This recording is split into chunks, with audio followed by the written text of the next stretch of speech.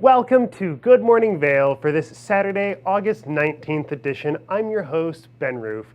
On today's show, we've got Tracy Miller showing us a wonderful salmon sandwich, and we've got Jammin' with Jake in the studio, well, at least to visit.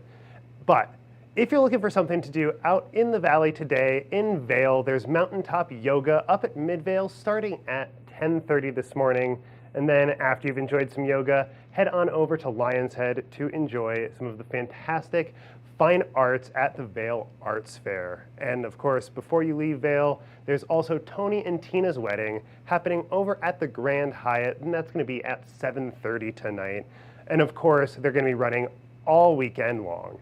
And of course, there's also the Minturn Market today, and that's running from around 10 a.m. this morning to about 2 in the afternoon. So go out there, check out some of the wonderful things to do on this beautiful Saturday. But first, let's take a quick look at the weather. Get up, get ready to start your day. The mountains are calling you out to play. Come on, we'll make you feel right at home. Good morning, Vail. See what lies in store for you. There's so many things to see and do. Summer, winter, spring, or fall. Your home in the Rockies has it all. So get up, get ready to start your day. The coffee's brewing, you're on your way. The fun is waiting outside your door. Good morning, Vail.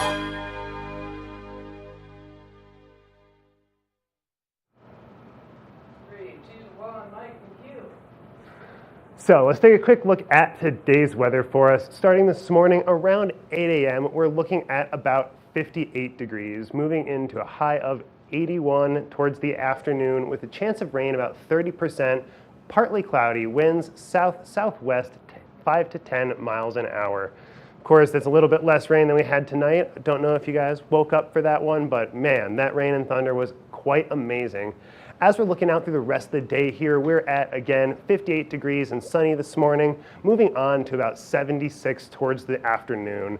Mostly sunny. Things are going to move into a little bit warmer towards the afternoon with a little bit more clouds, about 80 degrees at 4 p.m. there, with 71 towards the late evening. Then as we're looking at that I-70 corridor there, we've got 97 degrees down in Denver, 81 up in Vail with that 30% chance of rain, 84 in Avon, 88 in Eagle, still with that 20 to 30% chance of rain throughout the valley. Looking at overnight tonight, we're still at that 20% chance of rain with a low of 52 degrees, partly cloudy with sunset at around 7:58 p.m. Winds east-southeast at 5 to 10 miles an hour. Looking at the rest of the week there, Sunday we've got 85 degrees and then 84 on Monday, mostly sunny on Monday. Tuesday, partly cloudy, high of 82 with a 20% chance of rain.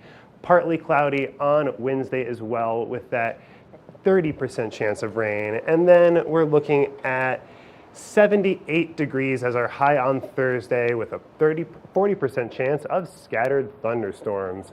That's our weather for today. We got to take a quick break, but we'll be right back with some more after this. Good morning, Vail. Here at Sun and Ski Sports, we are all about having the best summer adventures. Our full-service bike shop is here to help you get back on the saddle with services ranging from simple tire changes, full bike overhauls, and rentals. If trail running, hiking, or trips to the lake are your thing, our expert staff will fit you in the best performing footwear or clothing. And don't forget about a relaxing day on the water with our stand-up paddleboard rentals. Call Sun and Ski Sports in Avon or Dillon today or learn more at sunandski.com/CO. Hi, it's Julio from TV8 Vail.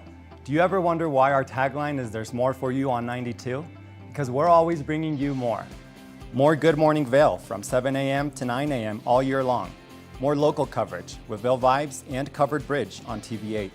More opportunities to participate with new roundtable panels on mountain perspectives and our new Spanish programming block coming this fall. Find us on Comcast Xfinity Channel 92, on YouTube, or our website at tv8vail.com.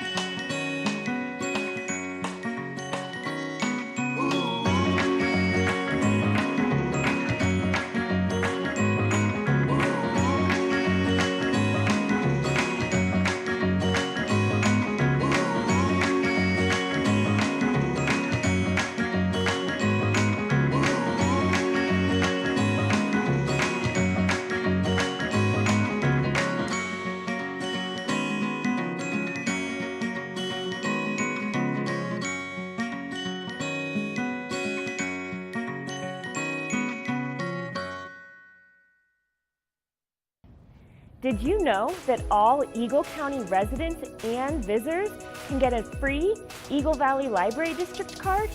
All you need is a photo ID. You get our online databases and resources, free music, free streaming, all from wherever you have internet access. Free audiobooks and e-audiobooks straight to your phone. Go into your Eagle Valley Library District branch today and get your library card.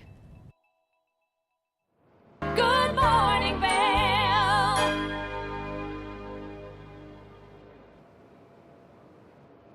Welcome back to the show. Tracy Miller, the host of our wonderful Colorful Cooking program, is going to show us a fantastic salmon recipe for a wonderful sandwich. Let's take a look.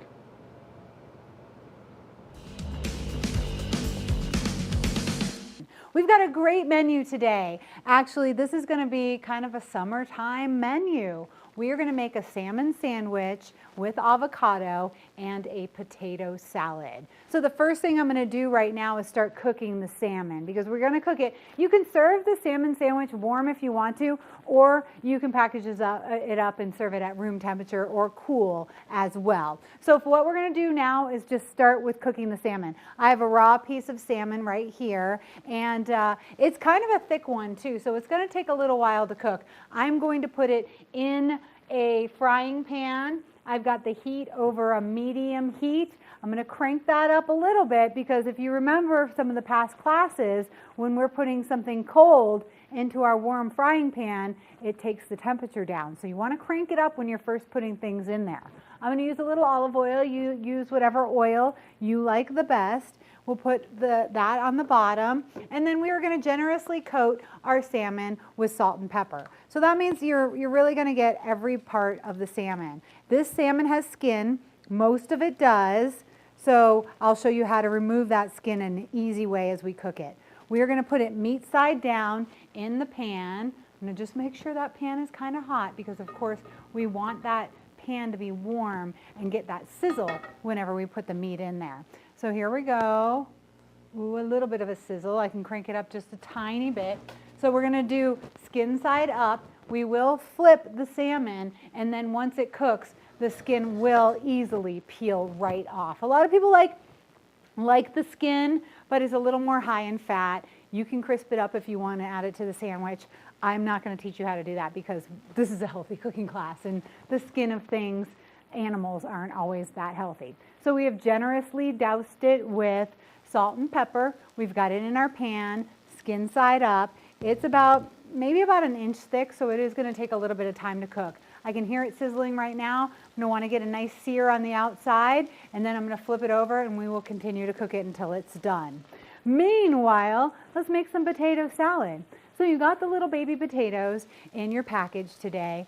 I have already boiled those. So when you're boiling potatoes, you put them in water, not ice cold water, but you don't drop them into boiling water. Whenever you're boiling potatoes, you start the potatoes in not cold, but not warm water. So just kind of room temperature water. You put the potatoes in there, and then it all comes to a boil on its own. So it really is a gradual process. It takes about 15 minutes to boil those potatoes. I have boiled them, I've strained the water out of them, and I put them in a bowl in the refrigerator so they can cool down for our potato salad. So let me just grab those. They should be nice and cool, which will be nice for us when we're cutting them because hot potatoes are so hard to cut. The avocado and the tomato are for our salmon sandwich, so I'm just going to move those right down there. We have these nice potatoes. It doesn't matter if you have red or white or yellow potatoes. The potato salad it'll work with anything. You know, if you want to make mashed potatoes or something like that, you want more of a russet potato. But with a potato salad, you can really use these or those little golden Yukon potatoes. Those are really nice. I like to cut my potatoes in little coin sizes for my potato salad. So we're just going to kind of easily cut them. Try to make sure that you're not cutting away the skin. The skin is where you get a lot of nutrients in most of your veggies. So we don't want to peel them. We just want to make sure they cut nicely with the potato piece so that you get a nice bite when you're enjoying your potato salad. Those already look beautiful. A nice sharp knife Cut them pretty evenly. Here we go. Keep on cutting them. This is a job you could give to one of your kids. But again, this could be a dangerous job, folks, because the potato's rolly, and we've talked about that many times. This one you can hold, and when you're cutting, you like to hold your fingers kind of tucked in like that so that you can hold on to whatever you're cutting, but you're not going to cut like your tip of your fingernail off or something. So a good trick whenever you're cutting anything is just to curve your fingers in just a little bit like that. If you see any pieces that you don't like, just discard them. You don't want them in your salad. Quality control is really important. Alrighty. These are looking good. I can hear the salmon starting to sear up a little bit. You can always cook the salmon in the oven as well. Whenever you're cooking fish in the oven, you want to cook it at a high temperature, like 400 degrees, and then cook it for about 15 minutes or so, check it, and then pull it out, because it's going to continue cooking after you pull it out. Everything continues to cook after you take it off the heat. A piece of salmon that doesn't have a bone in it or anything, it's only going to continue to cook for a couple of minutes. But you know, if you pull off like a pork chop from the grill that has a bone in it, that's going to continue to cook for 5-7 minutes or so. And if you had a big like filet mignon, tenderloin or something like that, that does cook for another, 7, 8, 9, 10 minutes. So remember that if you want to get your temperature perfectly right. Okay, this looks like it's time to flip over the salmon. How do we know? Because we can wiggle it around and it's not sticking to anything. So when it doesn't stick, that means it's time to flip over. Ooh, and that looks good. We have a nice sear on the salmon, but I do want you to see this side right there. You see how raw that is right there? That means that's a big fat piece and it's going to take a little bit longer to cook. So what I'm going to do now is I'm going to turn the temperature down to low, and we're just going to kind of chill with that cooking, because we don't want to overcook the salmon, but we certainly don't want it too undercooked either. So we seared up one side. Now it's skin side down and it's on a lower temperature. So we're going to just let that cook slowly. And we'll go back to our potato salad. Now we have all of our potatoes cut nicely. And what we're going to do is make a dressing for the potato salad. I'm doing a creamy dressing for the salad. So again, we're going to use a mayonnaise and a sour cream split. And remember why we did that? It's just really nice to add those two flavors together, and it kind of helps so that the mayonnaise isn't too mayonnaise-y, if that's a technical term in the kitchen. So we're going to do equal parts of mayonnaise and sour cream. And we don't want too much. We don't want this to be an overly creamy dish, but we do want to give it a little bit of body. So we're going to put that right in there. I'm going to toss, and of course, like sour cream and potatoes, I mean, really, that's such a great combination. So we're just going to toss our potatoes in there now with a little bit of dressing. So if you like it more creamy and you want a little more dressing, by all means, you're the chef here. We are going to generously put some salt and pepper, and this has some celery seed in it, so some salt and pepper and celery seed onto our potatoes, and then we're just going to stir them around. So again, it's a creamy sauce, but we're not going to overdo it too much.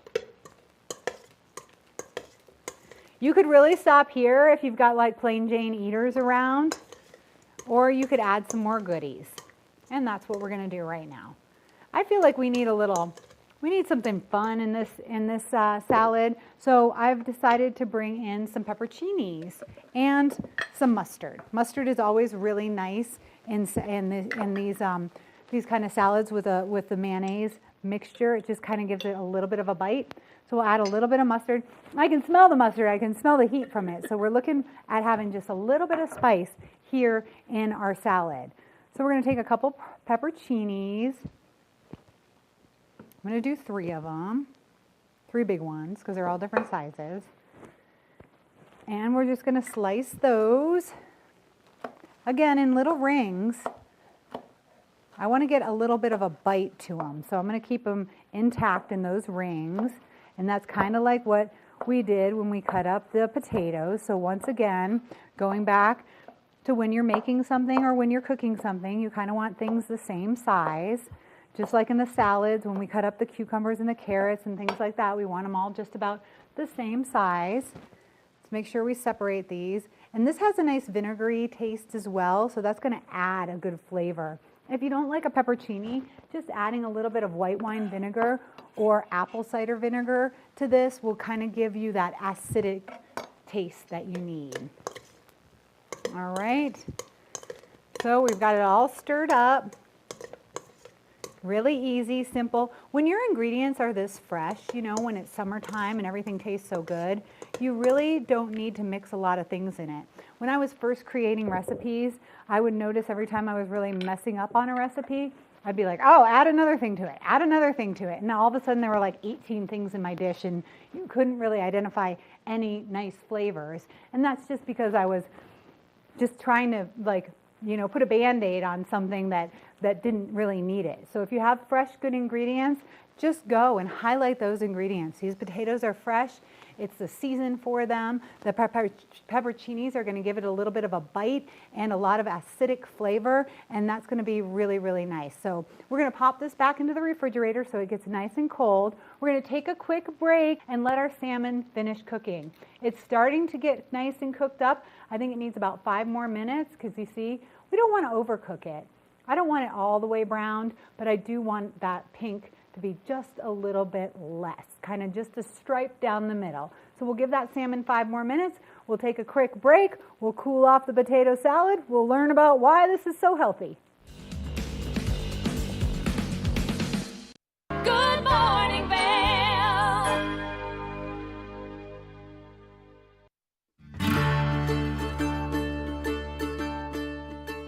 Hello everyone, I'd like to welcome you into Rugs Benedict to come explore our 12,000 square foot showroom. We've been serving the Vail Valley for over 50 years now with flooring needs. And we inventory a ton of product from Carpet One to provide the very best values, highest style. We just built a warehouse, 15,000 square foot warehouse in gypsum. So we have over 120 different broadloom carpets. We have a lot of waterproof wood flooring, things that we can install right away. We have employee installers, a lifetime installation warranty. Many of them have been with us for decades and they're true craftsmen in their work. They're absolutely extraordinary at installing any of the flooring that we provide. We also have over 1,000 area rugs in stock right now. And they start at 2x3s. I could bring these into the studio today, but they go all the way up to 12x16s. And we have them hanging on the racks just like shopping for clothing. So it's very easy for you to just flip through, see what's available. We'll deliver them to your house so you can check out how they look in your space with your lighting. All different sizes, all different shapes, some things that are going to be a little bit more contemporary as well as tribal, traditional, all the latest and greatest looks. We have things that are hand knotted, silk, woolen silk options, all the way down to some machine made indoor outdoor type rugs. So really anything that you're looking for your business, for your home, for a rental, Rugs Benedict can provide it. And one thing I consistently hear when people leave our showroom is, that was so easy, thank you so much. So we make the process very easy. Come in, take a look, and we'd love to offer you a free estimate. Look forward to seeing you in our showroom. Knapp Harvest, your local marketplace for fresh, locally produced products. Our indoor farmers market is open 7 days a week, featuring locally grown organic produce, prepared meals, honey from our Knapp Nectar Hive, furniture, cutting boards, and much more. We source and sell locally grown and produced products from the Vail and Roaring Fork Valleys. Visit us at our new location in Eagle Ranch, 717 Sylvan Lake Road, next door to Color Coffee Roasters.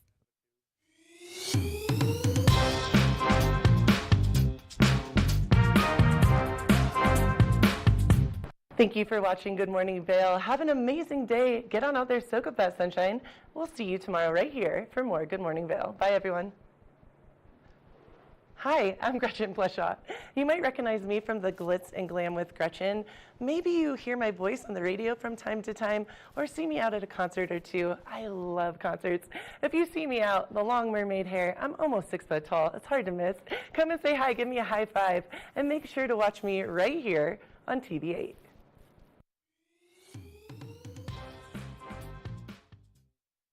Good morning.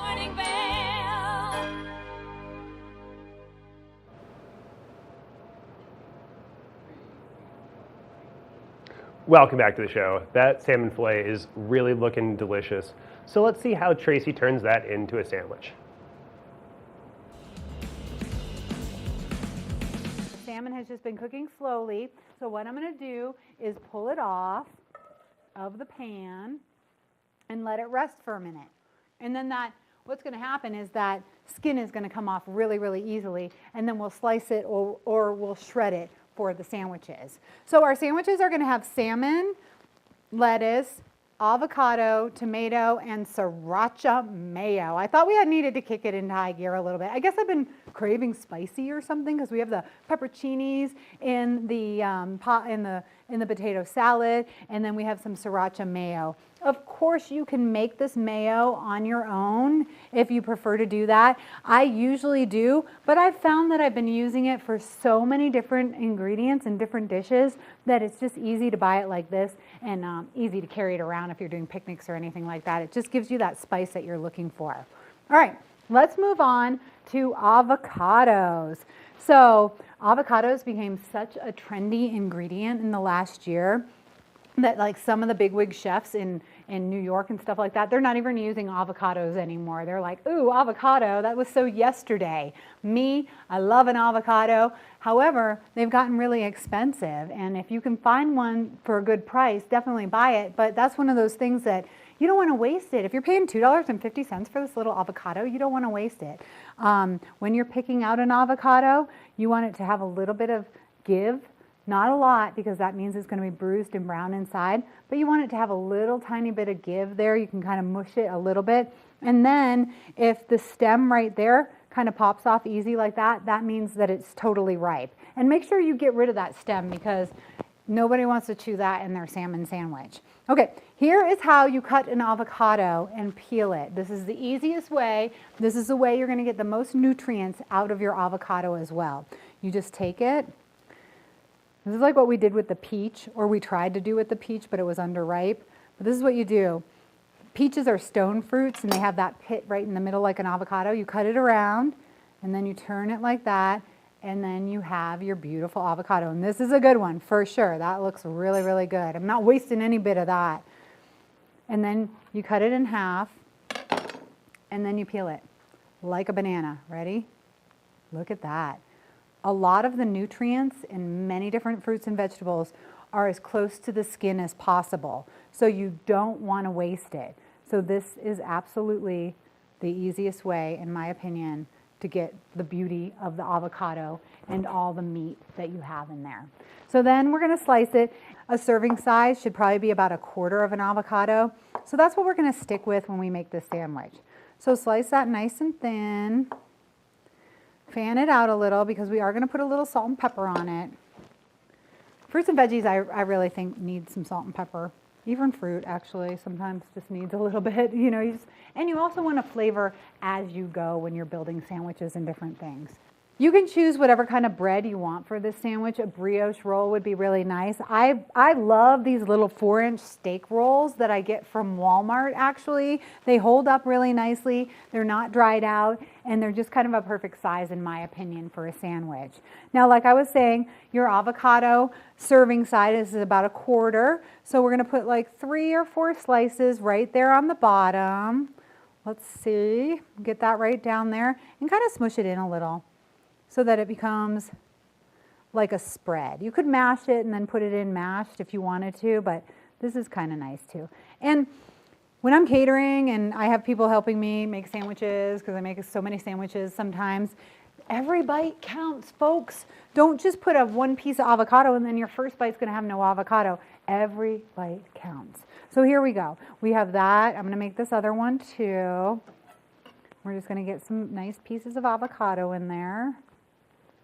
You want to make sure everything's balanced too. So I said that it was like, you know, four slices for a serving size. But if that doesn't really fit into your sandwich, then just use 3 slices. Like you decide what you like and what you want.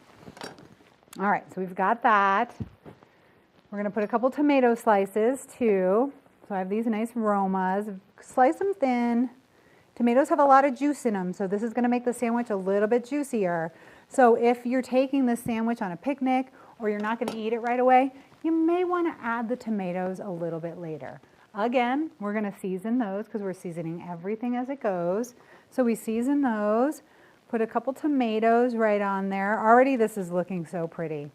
You could even do like a bacon BLT with avocado if you wanted to right there. We'll put those aside because we will eat those later. All right, let's see what, I'm going to put a glove on actually because I don't want my hands to smell like salmon later. No matter how hard you wash things, sometimes that fishy smell just sticks around. Okay, so let's flip it over. See how that skin, see? That skin is just going to come right off. So don't even worry about cutting the skin off when it's raw because it's nearly impossible, I'm going to tell you. It's a very hard task to do, and it just kind of comes off, and it serves as like a nice little barrier for the salmon. Okay, so let's just cut right into the middle of the salmon. See how it looks. Ooh, that looks cooked really, really nicely to me. A lot of people like their salmon cooked a little bit more. If you do, pop it right back in there and cook it to however you like it. So now we're going to cut our salmon. This is not always the easiest job because it wants to flake off.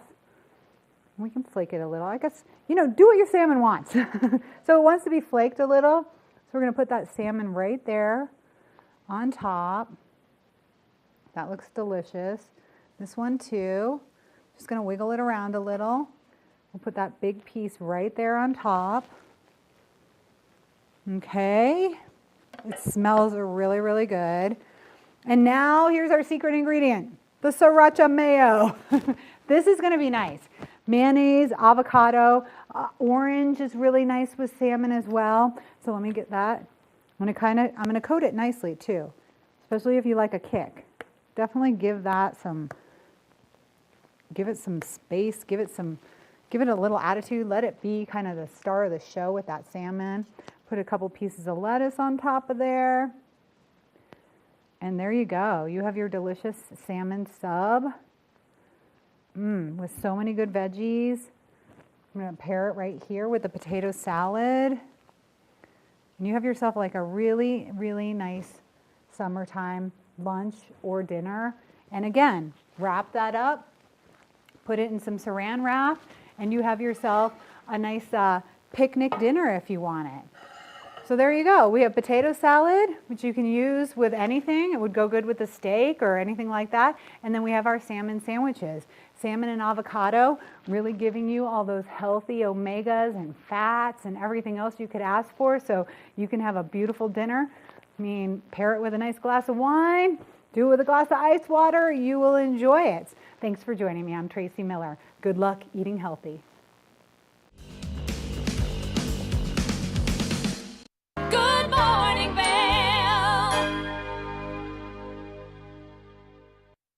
If you haven't seen Good Day Vale lately, here's what you've been missing.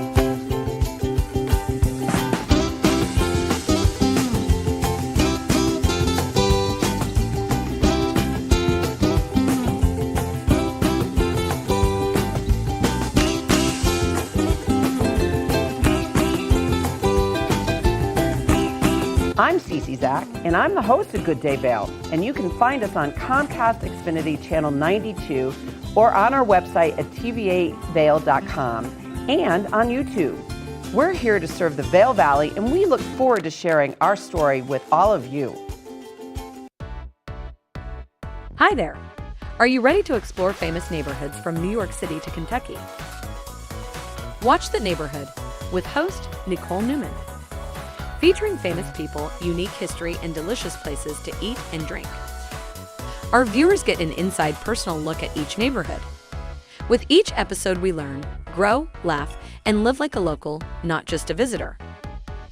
Welcome to the neighborhood. Check your local program schedule and tune in. Join us in exploring the everyday lives of community members here in the Vail Valley. Hear their inspiring stories of how they came here, their contributions to our community, and why they chose to call this place home. We want you to be one of our neighbors. If you would like to be featured or nominate someone to be featured, please send an email to Danielle@tv8vail.com. We look forward to featuring your story right here on TV8.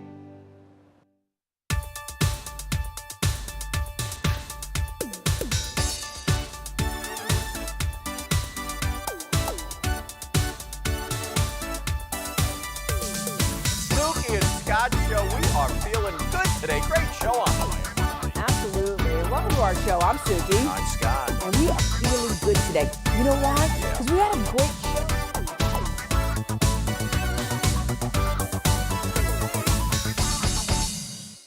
Good morning, Vail.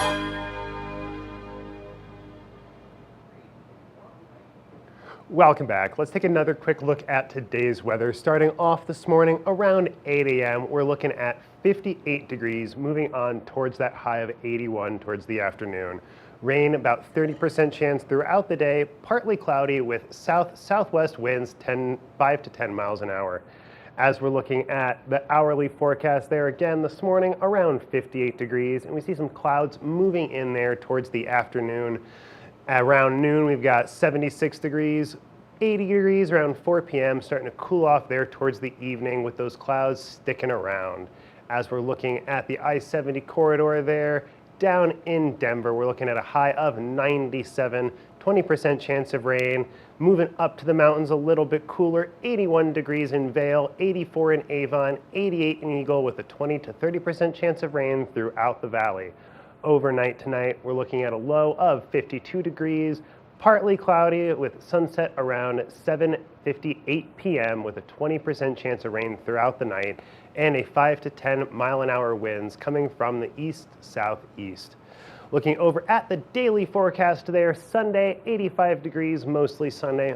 Monday, sunny with an 84 high and then a high of 82, partly cloudy and a 20% chance of rain on Tuesday. 30% chance of rain, partly cloudy on Wednesday with a high of 80 degrees. And then Thursday, we're looking at scattered thunderstorms with a 40% chance and a high of 78. Now, it's Saturday, so we normally have Jammin' with Jake stop it in the studio, but being the busy man that he is off to DC today. So let's take a look at a time he came to visit in the past. Welcome back to Good Morning Vail. I'm your host, Liz, and as you can see, I have the most adorable little girl sitting next to me. This is Anna. Say hi to everybody, Anna. Hi. And I have to say, if Maddie Evans had a baby, she would look just like this. Look at you. You are the most adorable thing. Now, let me ask you a question. I have Annie here with me and Jake Wolf from EFEC, and that is the Summer School of Rock. And this is something for all the kids in our community to learn some incredible new things in their world. You teach everybody the guitar, you teach us all kinds of different instruments, and there's a lot of other exciting things that take place for the Summer School of Rock. Anna, are you part of the School of Rock? I'm going to be. You are? Yeah, are you excited? She's in the freshman class. You're in the freshman class, so you're a brand newbie. Yeah? How far have you learned on the guitar? Anything good? Nothing. Nothing. Yeah, she's been taking ukulele and piano. Oh, wow. And what else have you been doing? Ballet? No, that's not it. La la la la la la la. The voice. Singing. Well, I'm sure you have a better singing voice than me. We are going to learn. Today is the guitar. Last week, myself and Right. Max, we did a ukulele. pretty good job with the ukulele, Ukulele. and we were hula hooping at the same time. So that's my excuse for not really learning the ukulele. But Jake's going to teach us some songs, and maybe in honor of Independence Day, we'll have something for him by the end of the hour, and we can play something for him, and you'll sing. Does that sound good? She loves it. Yeah. See, See, this is Jake the is first a time. ventriloquist this morning. Yeah, totally. Put your hand right here. So, you know, it's a July 4th weekend, right? Yeah. What do we celebrate? We celebrate America, right? Yes? No? Maybe so? Yeah, we do. And we usually blow things up, right, in celebration of these things, the fireworks, and that's going to be nice to have for, we haven't had them up here in a couple of years, so it's going to be nice to have that. I'm so very excited. So I Googled songs with USA, or I'm sorry, should I not use that vernacular? I used a internet search engine. Oh. Ask Jeeves. When I logged on AOL this morning. So I did a search for songs with USA or America, and then I hit shuffle print. It's a new button that I've installed into my computer. Nice. And then we have this stack of songs here with America, USA. Wow. So we'll learn a couple things while the show goes on, and I'll show you a couple chords and a couple little licks. Not You what hear your that? cat A does lick when and it a says- tune and a note. You ready? She's ready. All right, so I have a great clip of something that I want to Okay, share with everybody, let's do but that. before we do that, she's just one note just to see if we can, both of us can pick it up. Which is the first, is it usually D that everybody learns first? Well, I'm a big fan of the G string, but we'll start on the bottom and work our way up to the G string. So the bottom note is E. When you play this open, can you play this string right here? Like that. This one here? Yeah. And the string above that is B. And and the string above that is G. G. We're going to work with those three strings today and create some three-string chords. I love it. Now, a chord is a very important thing. And All right, explain the difference. Okay, so the most important thing I guess a chord could do would save you if you're falling from the sky. You'd want to rip it. You'd pull the chords. That's probably the most important chord of all. I like that. And remember, if at first you don't succeed, then skydiving is probably not for you. So there's also the chord of music, which takes three notes. And last week we learned a little bit about the intervals. That's right. And we started with, I think it was G, and we know we go back to A, B, C, D. So in a chord, you get the 1, 3, the 5, and we're going to use those three notes to make some chords on the guitar. And I'm really excited. I'll show you a couple things while we're watching this clip. Yeah, we're going to watch a and really then fun we'll clip. move into celebrating America. This is It's so going to be rock exciting. and roll, folks, at its finest. Yes, and it's always really fun with Jake Wolf because he's got so much levity in him, and I can't believe that you're going to do this for us with the summer, and I'm really excited about that. It's Jamming with Jake right here on Good Morning Vail.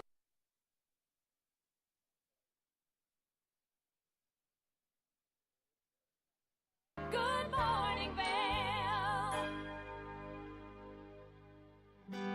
Welcome back to the show. I'm your host, Liz. It's Saturday morning, and well, during the time that I was chatting with Sandy from Bodabra, we were taking a really big lesson from Jake Wolf for Summer School of Rock here in our county, and it takes care of all the kids. They learn how to play all these different musical instruments, and they have camp and everything else throughout the summer. So because it's the Independence Day weekend, we just learned something that I can't believe I figured out in about 7 minutes. Born in the USA. You That's got a that Bruce licked down. Springsteen tune, everybody. A little classic rock for you guys. And this is how quickly you can learn from Jake. Oh, seriously, don't know what I'm doing. And you're going to sing. Are you ready? Oh, we're gonna bust right out and do it, right? Bust out and do the chorus. Ready? On a 1, a 2, a 1, 2, 3. Born in. Okay, wait, let's do one. 1, 2, ready, go. Born. And there's the lick, yeah. Yeah. And when we were discussing this, we were talking about chords too, and you were like, well, I thought C was over here. Right. Now, when we talked about these intervals earlier, it only takes 3 notes to make the chord, but the guitar has, how many strings is that? It's like 11,2,412, 1, 2, right? 3, 4, 5, 6. 6? Do you have 6? Yes. 6? So we have 18 strings, but we really only need 3 notes. This is interesting. This So is really to great. modify things and make it a little bit easier for people to Right. play, you can play chords with the bottom 3 strings. Okay, so this is great for anybody that wants to learn beginning guitar. You can literally, because back in my day, they were like making us do our whole hands and. Well, it hurts because some people's hands are. Put your hand up there. Let me see that little Some peanut. some oh, people's hands are a little yeah. bit smaller than Well, other my hands people's were small then, and I remember, like, we're talking 7th grade, so this is like forever ago. I used to have to use my knuckle because I couldn't get my whole hand on it. How'd you do it? I would use my knuckle for like That's the great. G string. Hey, if that works. But the problem is that I would have the biggest. Knuckling the G string. That's what she said. Yeah, you're bad. You're bad. So let me ask you something. Do you like? What's your favorite song about the USA? What song did you say earlier you wanted to learn? Surfing USA. Oh, Surfing USA. So Jake, if the chords that we learned for Born in the USA, Right. are they anything like Surfing USA? Well, we have, it's we're looking for a D, A, and a G is what we're going for here. Originally, the song was written in a different key, but this was the easiest, I believe, that we could do. And if we each take a chord, Yeah. I think we could probably pull off a All right, little piece let's of the do song it. here. We're live, people, so give us a minute. Who wants to be D? Who wants to be A? Who wants Which to be one G? do you want to learn how to play? Emma? Oh, the great thing about guitar too is that Anna is a ukulele student, Anna. and there are chords that are the same on the ukulele that are on the guitar. They're just different names. So will you show me the G on a ukulele would be the D on this guitar, and why don't you help her, and we'll have her hold that, and she'll be our D girl. So she'll start out with everybody had an ocean. That's it, perfect. All right, so you hold that there, give that a strum on the bottom. I'm gonna help her. Yeah. That's what we're going for. She has to clip her nails. I don't like surfing. She's the D. I'm gonna back her. I'm gonna be All her right. D backing. And what do you want? Miss Liz, would you like the A7 or the G? Well, I know the G, I don't know A7. Would you like to learn the A7? It's pretty easy. Yeah, show. So if you slide your two fingers on these two strings right here. Here, look at the on frets, everybody. Let's see. We're Can going to we- can learn. we see? Show me. Right here. Right. These two. This one? So you know A is all these three, right? You're No. pretty much doing, you're leaving the middle one open. Okay, so. And if you need a picture reference, it's Yeah. right there. Oh, so it's two fingers to. That's it. Super that. easy.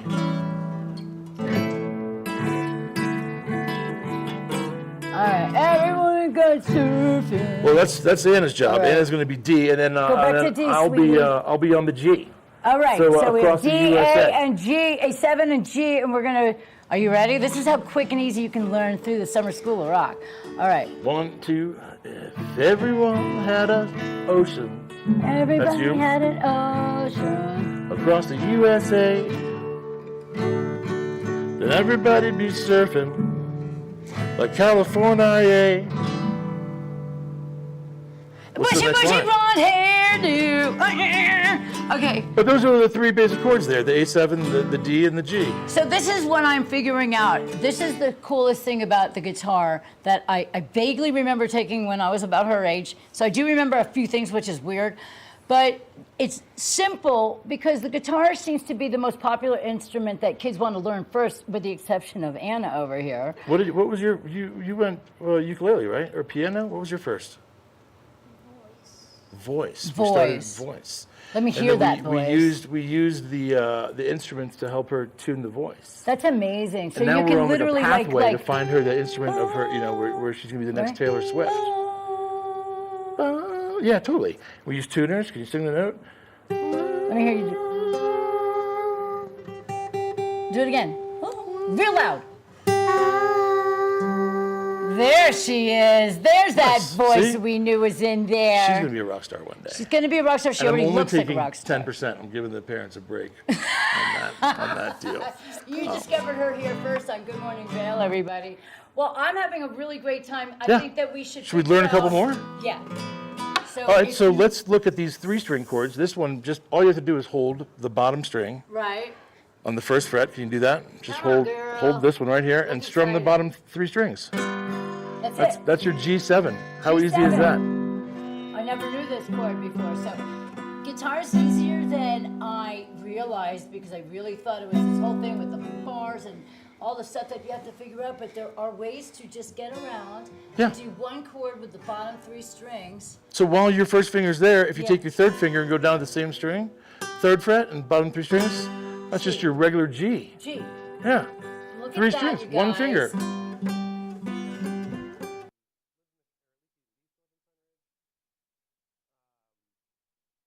Good morning, Vale.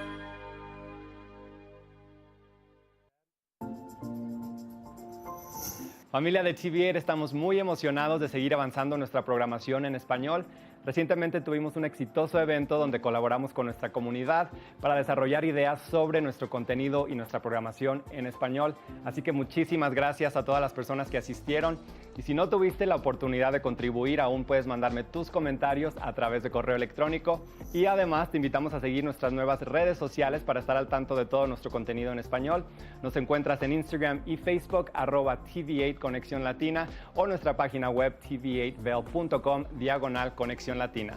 Recuerda que puedes sintonizar toda la programación de TV8 a través del canal 92 de Comcast o nuestra página web tv8vel.com. TV8 is excited to continue making progress to our Spanish programming. We recently had a successful event at our studio where we collaborated with community members to develop ideas for the future of our Spanish programming. So thank you to everyone who came out. And if you didn't get a chance to contribute, you can still send me your comments via email. You can also now follow our new Spanish social media accounts on Facebook and Instagram at TV8 Conexión Latina, or our website tv8vel.com/Conexión Latina, so you can stay up to date on all our Spanish content. Remember, you can also tune in to all of our TV8 programming on Comcast Channel 92 or our website at tv8vel.com.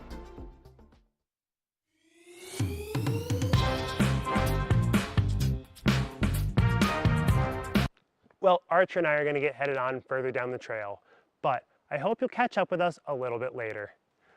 Hi, I'm Ben Roof, and I'm one of the new hosts here at TV8.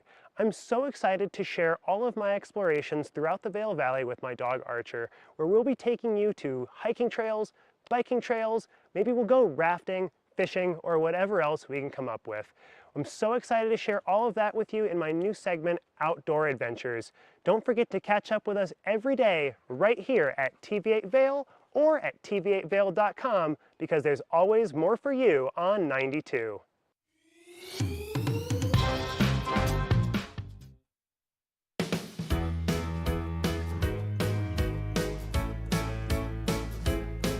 Hello, everyone. I'm Raisa Pascal. And I'm Andrea Jackson. Welcome to Life, Love, Shopping. Have any personal stories you can share? Do I? Yes, I So even though you work for some good deals, too good to miss on flash deals now. Check this out. Studies show spending time outdoors can help with depression, lowering blood pressure, and overall health and happiness.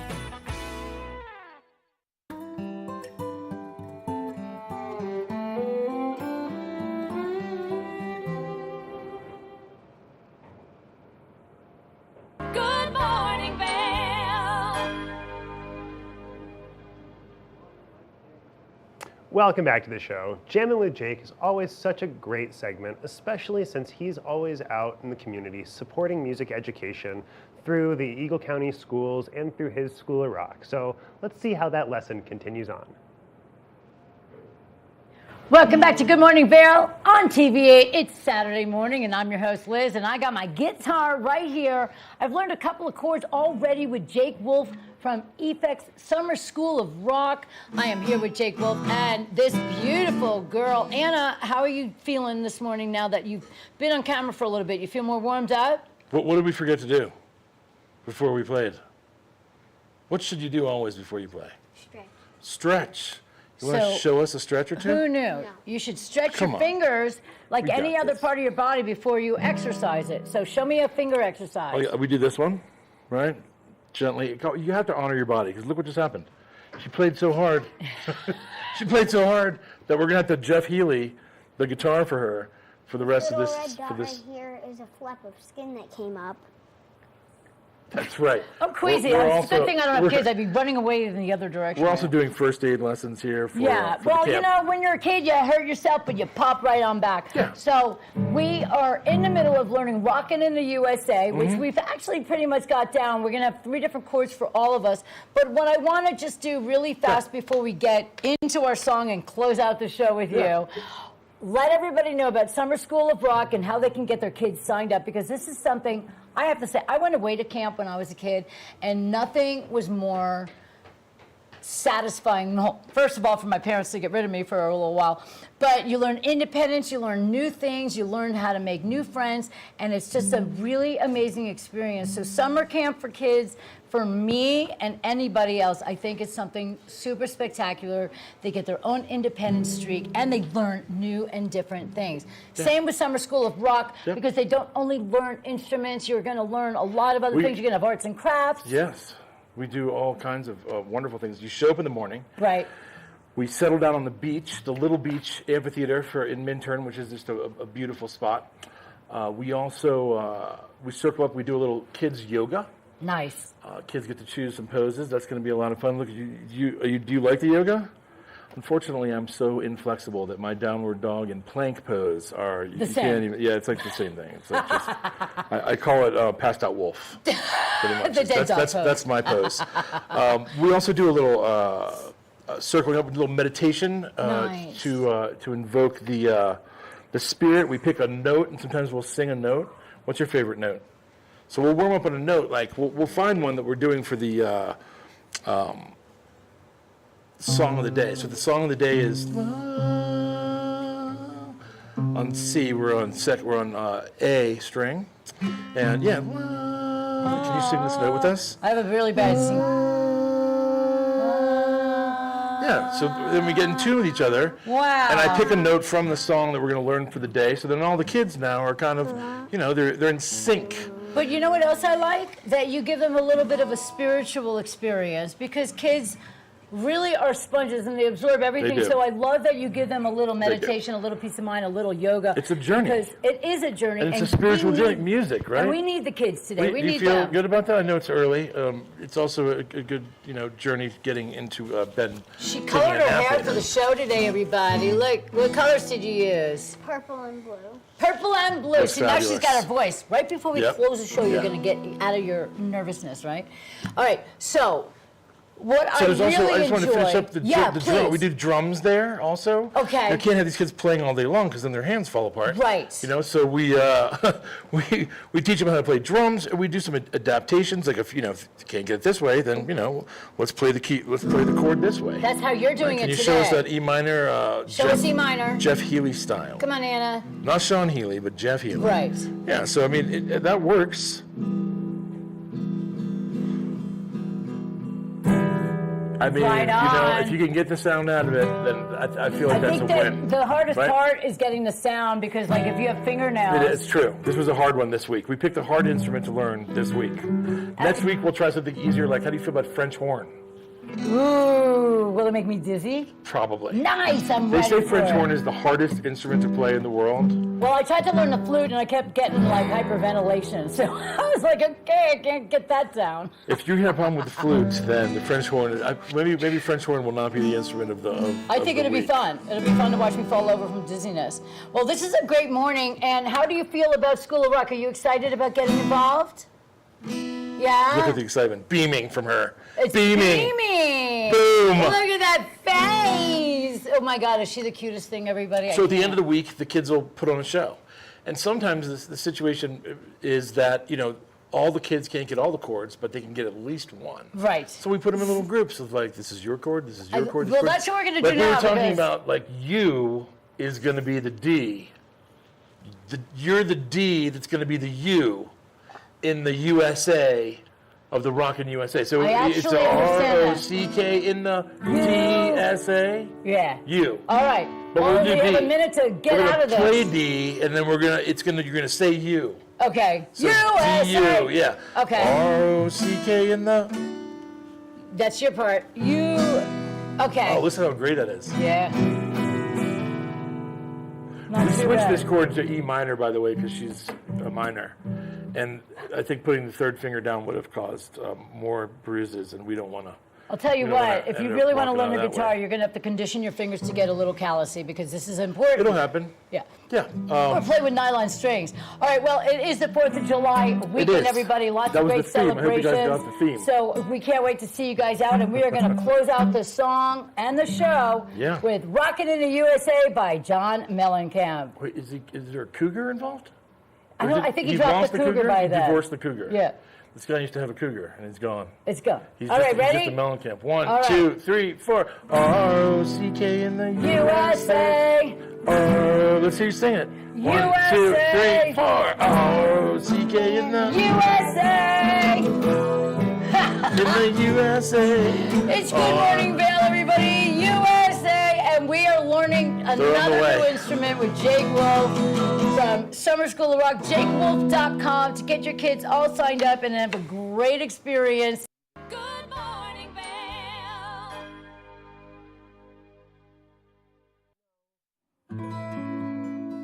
Join us on the Leadville Railroad. This fun-filled train ride takes you and your family on an unforgettable trip through the heart of the Rockies for a half-day trip of adventure, relaxation, and sightseeing. Enjoy the spectacular Colorado scenery. Even meet the engineer. Book your adventure on the Leadville Railroad today at leadvillerailroad.com.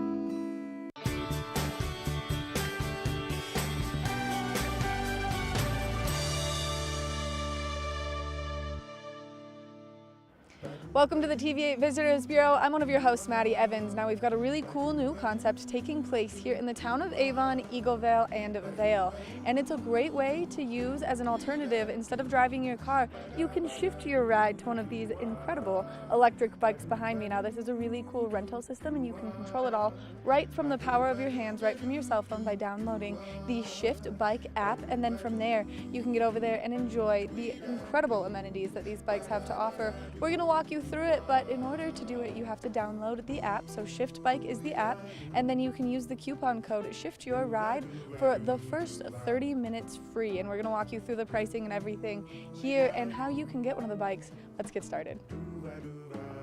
Once you get into the app, you can see exactly which location you would like to pick up the bike, how many bikes are available, and then where you can deliver the bike to. So you can see starting in Avon, making your way through Eaglevale, all the way to Vale Village, and then even down into Eastvale. You can collect bikes, drop bikes off, and enjoy your ride on these nice electric bikes.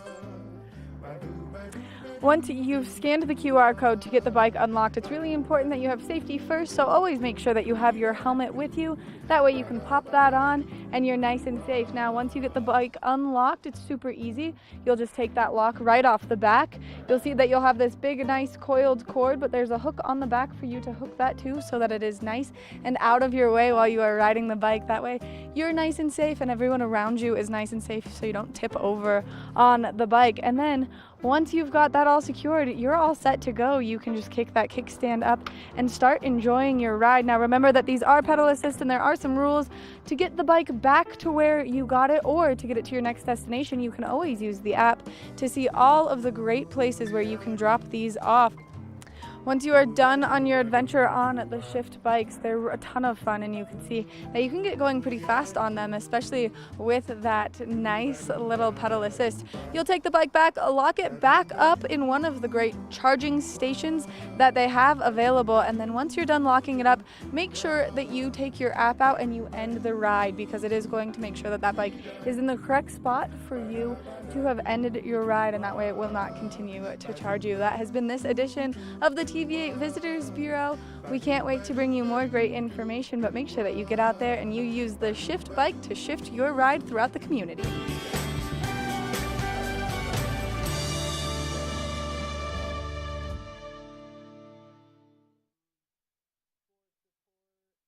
When you're in Vale, you're in vacation mode, and you need a flexible home tour experience that fits into your schedule. We transformed how you view and buy homes in the Vale Valley. With immersive, cutting-edge technology, you can explore properties 10 times faster. In our lounge, we guide you through this digital world on a 16-foot screen where you can imagine your next home in comparison to your favorite recreational spots. Say goodbye to multi-day home tours and hello to a quick stop between your other plans. That's the power of the Immersion Theater.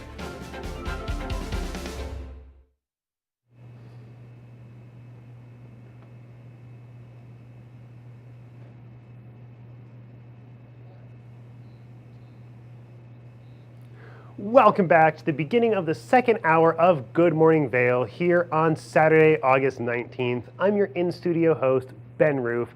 On our second hour, we're talking sports with the TV8 Sports Report, and then we've got Kim Smith with Adventures in Coaching stopping by to give us a little bit of career advice, and then the Vail Valley Charitable Fund is joining us on the couch. Your second hour of Good Morning Vail starts now.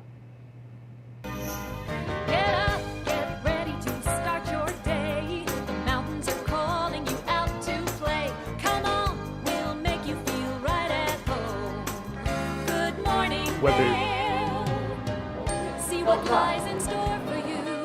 There's so many things to see and do. Summer, winter, spring, or fall. Your home in the Rockies has it all. So get up, get ready to start your day. The coffee's brewing, you're on your way. The fun is waiting outside your door.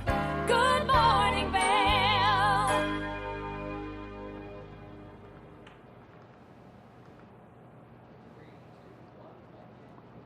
Let's take a look at that quick local weather forecast here. Starting out this morning, we're at 58 degrees this morning around 8 a.m. with a high of 81 towards the afternoon. 30% chance of rain throughout the day, partly cloudy with the winds south-southwest 5 to 10 miles an hour. Looking at that weather or hourly forecast there this morning again, we are 58 degrees, sunny with some clouds moving in through the afternoon as things start to warm up. Looking at 80 around 4 p.m., partly cloudy with things starting to cool off there towards the evening. As we're looking at that I-70 corridor there, down in Denver, we're looking at a high of 97 and a 20% chance of rain. Moving up into the mountains, things are cooling off a little bit. Mostly cloudy with a 30% chance and a high of 81 in Vail, 30% chance as well in Avon with a high of 84, and then Eagle, 20% chance with a high of 88. Taking a look at the overnight forecast there with a low of 52 tonight, 20% chance of rain, partly cloudy with that sunset coming in at around 7:58 p.m. Winds east-southeast 5 to 10 miles an hour overnight. As you take a look at that daily forecast there, Sunday a high of 85, mostly sunny. Monday a high of 84 and sunny. Tuesday a high of 82, partly cloudy with a 20% chance of precipitation. Wednesday 80 degrees, partly cloudy with that 30% chance. And then Thursday we're looking at a 40% chance of scattered thunderstorms and a high of 78. Now we got to take a quick break, but when we come back, we've got some sports for you. Good morning, Vail. Knapp Harvest, your local marketplace for fresh, locally produced products. Our indoor farmers market is open 7 days a week, featuring locally grown organic produce, prepared meals, honey from our Knapp Nectar Hive, furniture, cutting boards, and much more. We source and sell locally grown and produced products from the Vail and Roaring Fork Valleys. Visit us at our new location in Eagle Ranch, 717 Sylvan Lake Road, next door to Color Coffee Roasters.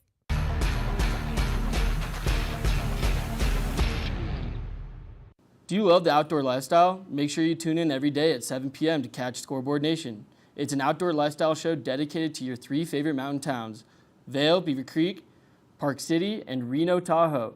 Join us for an incredible venture. Find us on TV8 Vail, Park City Television, or at thescoreboardnation.com. We can't wait to see you there.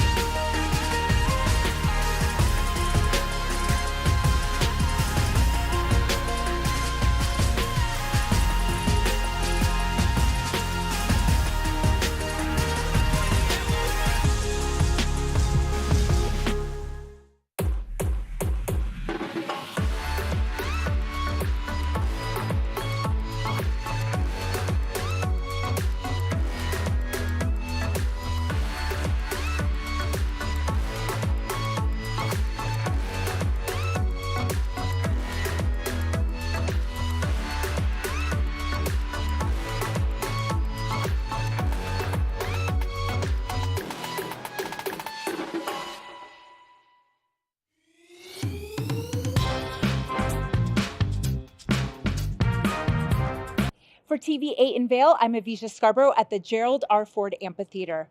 We'll see you next time. Hi friends, welcome to a little behind the scenes. I'm Avisha Scarborough, and I'm so excited to be part of the team at TV8 in Vail. I love the outdoor lifestyle here, I love the arts and culture, and I love being part of this community. My show is called Vail Vibes with Avisha, where I tell you about all the amazing activities going on here in Vail and surrounding areas all year round.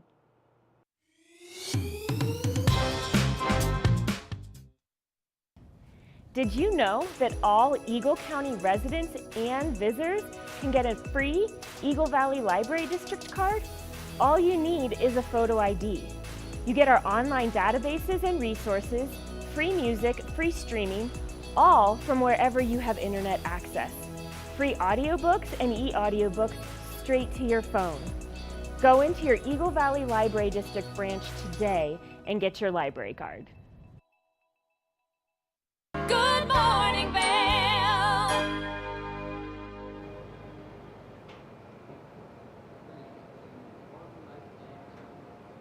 Welcome back to Good Morning Vail.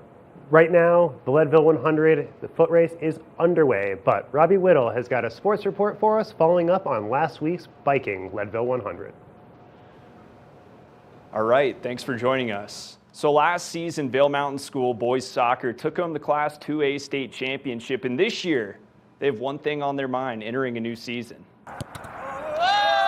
Vail Mountain School boys soccer is still high on winning their first state championship. Now in a new season, they believe we're going to go back to back, that's all I got to say. This team is talented, but down key starters from last year. However, there's still hope for this team's ambitions.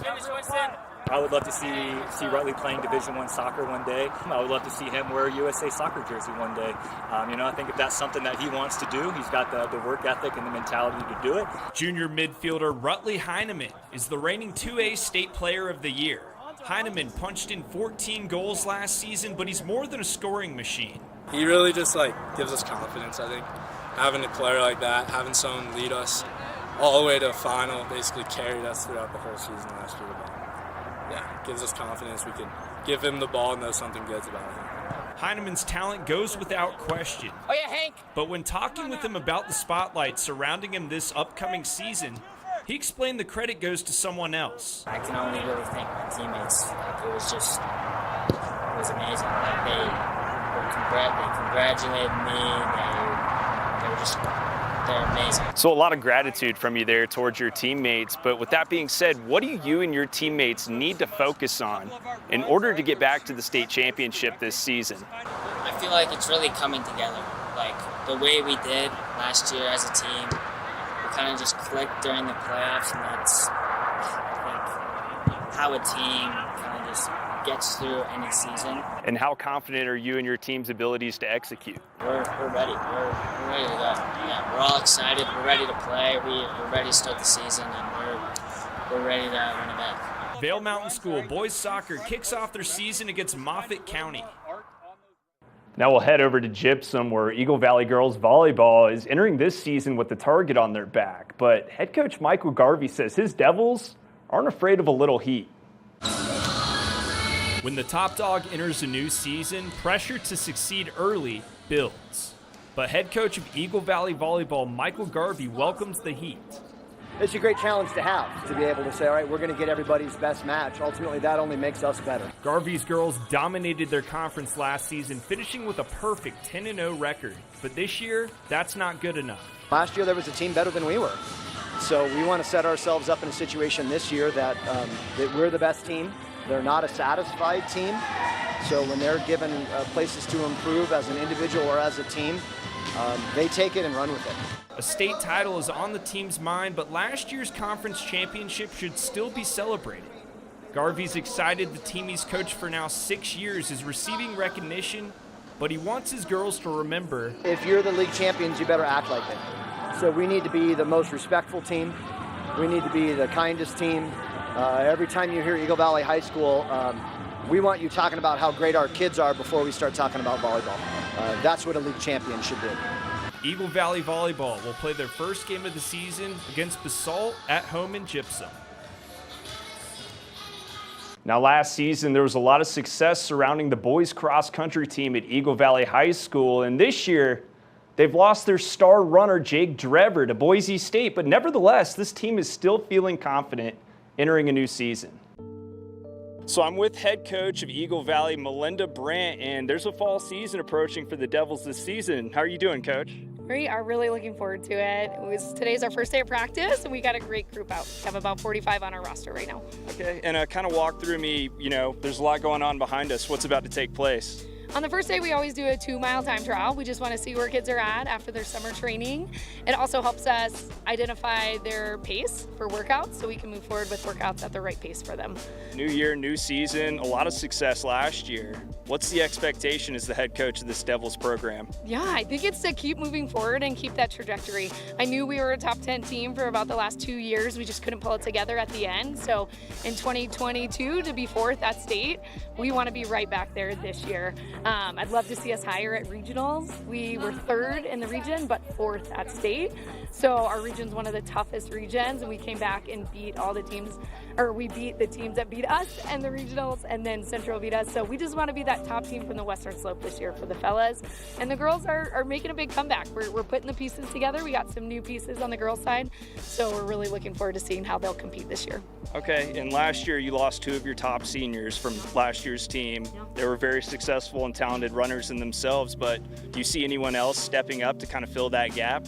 Yes, our boys team is really deep, which has been awesome. They just keep coming up the pipeline. They see the success. They want to be a part of it. Jake is off to Boise State, but I think between the Blair boys, Cooper, Armando, guys coming up that didn't score last year but will score this year, it's going to be really fun to just see. I think we will be better and more competitive as a team this year as some of those younger guys get bigger, faster, stronger. Okay, and talk to me a little bit about Jake. You're obviously losing him from last season, but he's such a special kid, very talented. Also ran a 15:19:40 for his PR last season, the first Devil ever to break that 16-minute mark. How special was it to coach a kid like Jake who was just so talented? He was great. He did all the little things right, and as he got older, he started to just keep getting stronger and really dug into the little pieces. So I think our kids see that.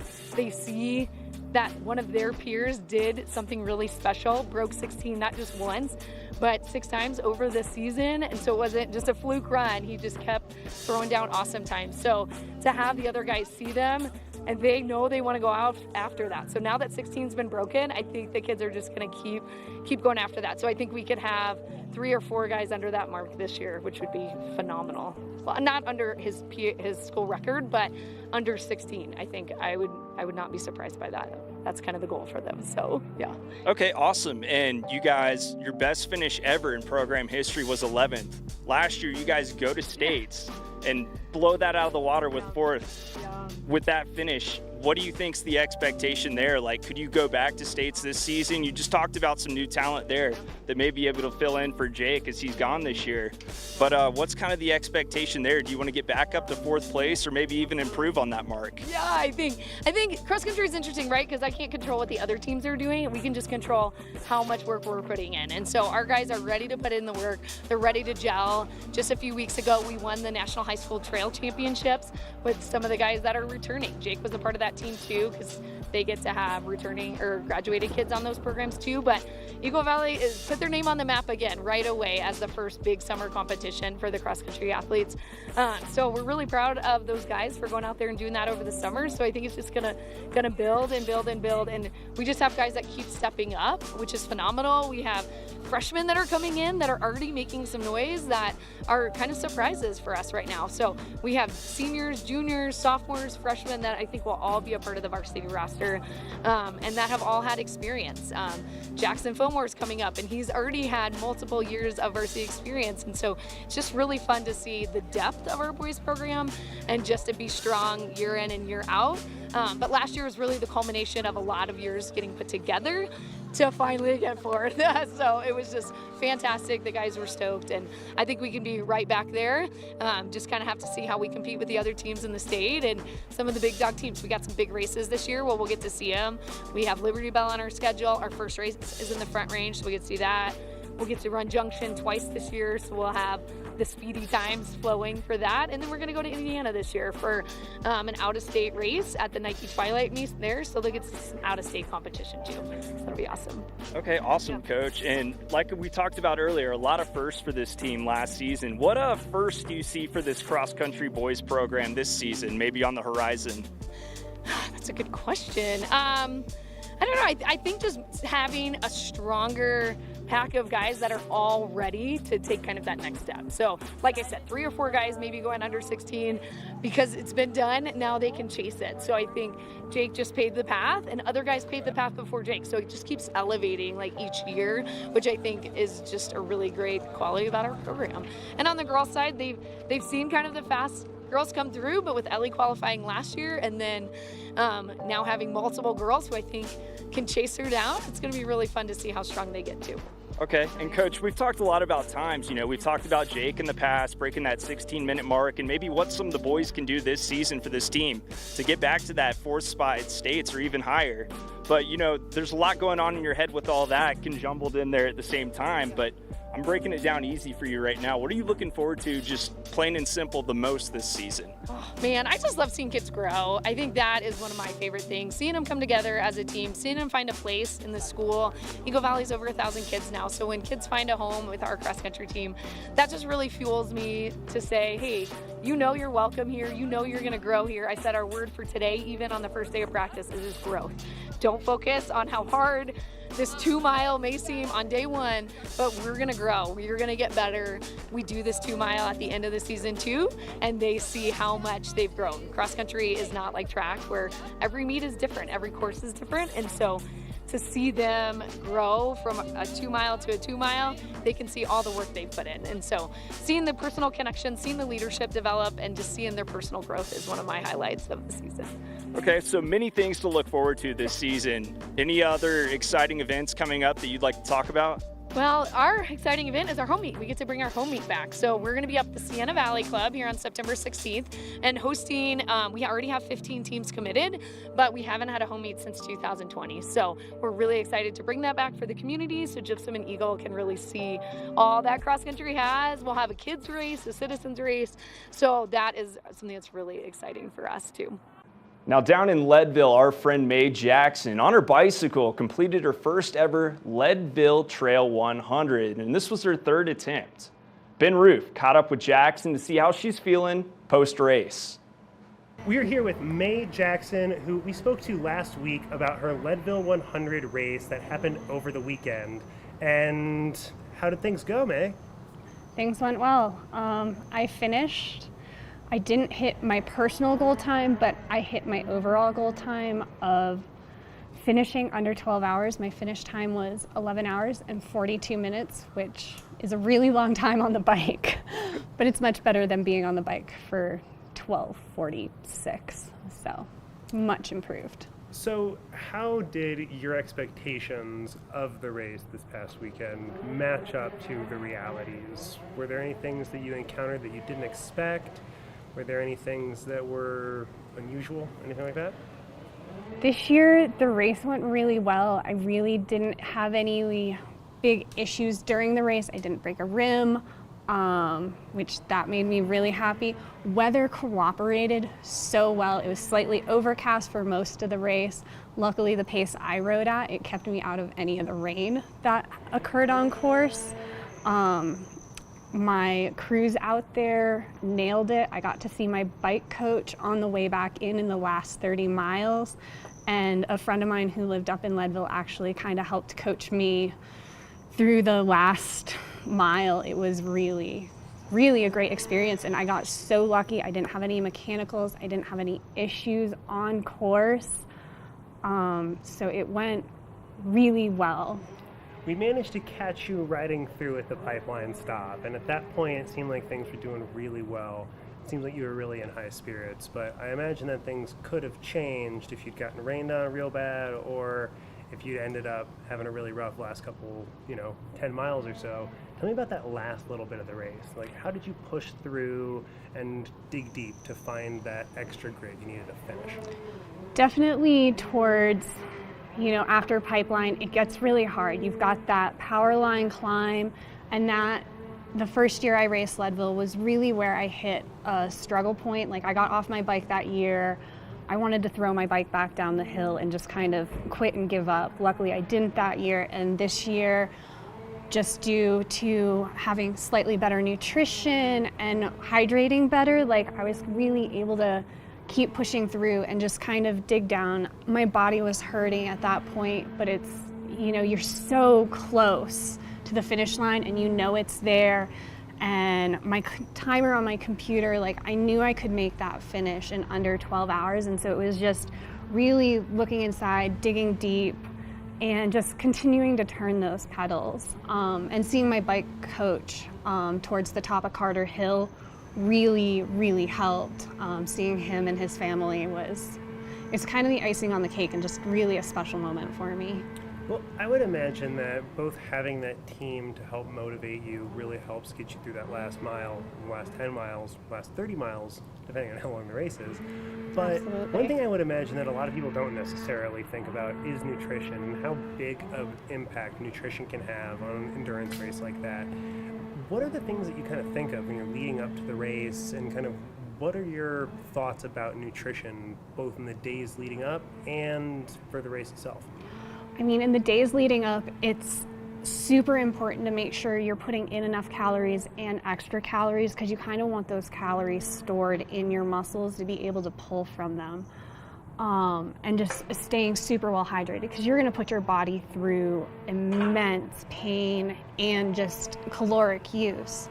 Kind of according to a lot of, like, my watch and some of my digital assistants, whatever, you know, it's telling me I'm burning close to 5,000 calories during that, 11, 12-hour period of time. And that's a lot. So you have to be trying to constantly be putting fuel into your body. So leading up to the race, it's, kind of figuring out what nutritional aids I want to use while I'm on the bike. I use a combination of gels. This year I brought cookies, and they were key for me. Like, I'd pull a cookie out of my back pocket and I'd be like, oh my gosh, yay, cookie time. What kind of cookies?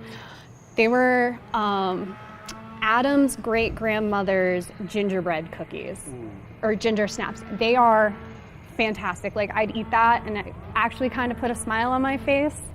So it was super helpful. And then using, a caloric drink mix as well in my bottle to just kind of help fill in those gaps. And even this year, I still fell pretty short on my caloric intake during the race, but I did way better than I have in the past.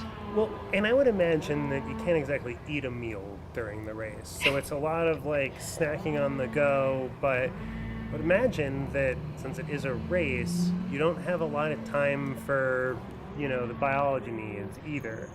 Is that something that you just kind of have to work in as you can when you hit an aid station? Or do you try and limit your calories so that there's not that issue during the race? You kind of want to find your balance, and everyone's different, so it's really knowing your own body. Like, for me, I didn't have to use a porta potty or the restroom at all while I was out there. But luckily for the guys, like, they can just step off their bike and relieve themselves. For the women, it's a little bit more difficult. I'm really fortunate, and plus, I don't think I ever hydrate well enough, so I don't ever run into that issue. But, there are porta potties at the aid station, so it is kind of timing and, just knowing your own body. And for some of the other racers out there who did get caught in the rain, or for yourself, did you find a huge impact on the course itself? I mean, even though it had rained the evening before and that you saw some rain during the day, really that rain kind of helped, but it was still shockingly pretty dusty out there. But fortunately, the sun wasn't beating down on you the whole time, which I imagine can make or break a race experience like that. It really can change it because, that hot sun out there, it's just kind of increasing how much you need to hydrate and add in more electrolytes and salts. So, not having that sun out there was huge. It definitely gave me a better sense of comfort. I don't like racing when it's hot out, so it was nice to have the clouds. So then the next day, immediately after your big Leadville race, you were off to Snowmass, right? Yeah. And for another race? No, not for another race. For a charity event, Tits Deep for Breast Cancer, a foundation that's kind of near and dear to my heart. It's out there to help support women who are under the age of 40, either find breast care health and or support groups, and just kind of, give that age group that, is often underserved a chance to feel part of the community and have their place and their voice heard. Well, it's awesome. It sounds like you've found both a way to really push yourself and find some ways to give back to the community. Is there anything else you want to mention that somebody might not have thought about, or that people who are new to endurance biking might not think about when they're thinking about something like Leadville 100? First of all, if it's something you're interested, go do it. The other thing is get a coach. Having a coach to be there to support you, give you a little bit of guidance on the training and some of the nutrition aspects are absolutely fantastic, but also find some really supportive people to go ride with. It makes a difference. Friday mornings with the Gore Range Gravity Alliance, I'm part of a group. We call ourselves the Slow Ladies Ride. And so we do that every Friday morning. You can find that on Instagram through Gore Range Gravity Alliance, where we'll be riding weekly. Well, awesome. May, thank you so much for joining us, and best of luck in your Town Series race this afternoon. Thank you, Ben. All right, thank you, Ben. A new course record was set in the Leadville Trail 100 that smashed the old record by about 15 minutes. The men's leader in the Lifetime Grand Prix, Keegan Swinson, posted a time of 5 hours, 43 minutes, and 29 seconds to knock off the old course record set back in 2015. And Swinson finished nearly 30 minutes ahead of the second place finisher, which you can see now in our top 10 results, where second place finished a little after 6 hours. And taking a little closer look, there are 9 Americans in the top 10, so what a showing from the USA. Over in the women's race, Sophia Villafane of Utah took the top spot with a time of 7 hours, 9 minutes, 48 seconds as she cruised to the finish. Villafane put up close to a 2-minute gap between her and second place, but another 9 out of 10 top 10 finish in the women's heat for the USA. Nothing says football is back like the Associated Press dropping their top 25 preseason rankings. No schools from Colorado landed in the preseason poll, but maybe we'll see Air Force inside the top 25 this season. The Falcons went 10-3 last year and were picked to finish second in the Mountain West Conference this season, just behind Boise State. Now looking at the AFCA coaches poll for Division II football, Mines cracked the top 25 as the number 2 team in the country. The Ordigers are coming off that national championship run where they fell short to Ferris State, the number 1 overall team. You can rest assured they are determined to get back in that title game this year. I've been down to Golden a couple times, and that team is fired up. Other Colorado schools worth noting receiving votes on this poll were CSU Pueblo with 56 and Western Colorado with just 6 votes. So the real question becomes, will CSU Pueblo and Western Colorado drop into that top 25 spot at any point during this season? But we'll know soon enough, as the football season is just around the corner. Make sure to come back to us for all the latest coverage in sports around the Valley and beyond.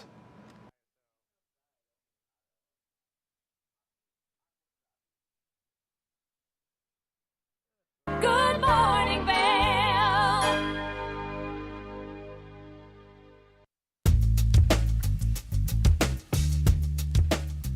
Hello everyone, now is the time to refresh your floors. I'm Mandy Benedict. I'd love to invite you into our showroom to explore our 12,000 square foot showroom where you can view all different floors installed, see what it looks like in a larger space.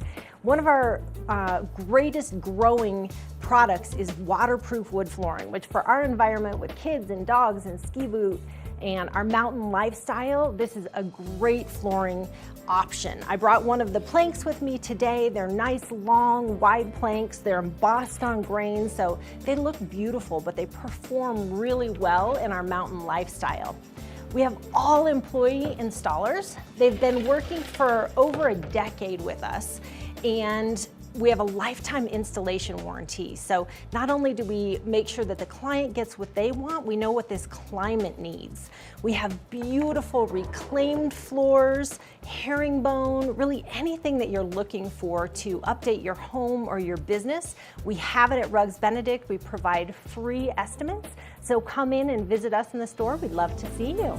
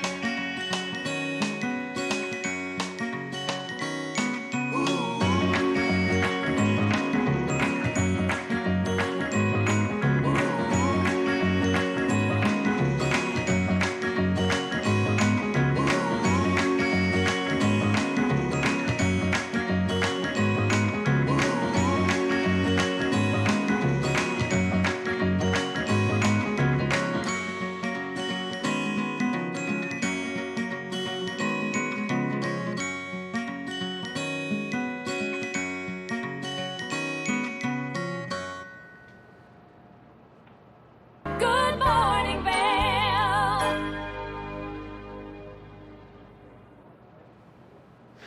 Welcome back. Let's take a quick look at today's weather forecast for the Leadville 100 that is going on as we speak. So 8 a.m., 58 degrees, a high of 81 with a 30% chance of rain there, partly cloudy with southwest winds 5 to 10 miles an hour.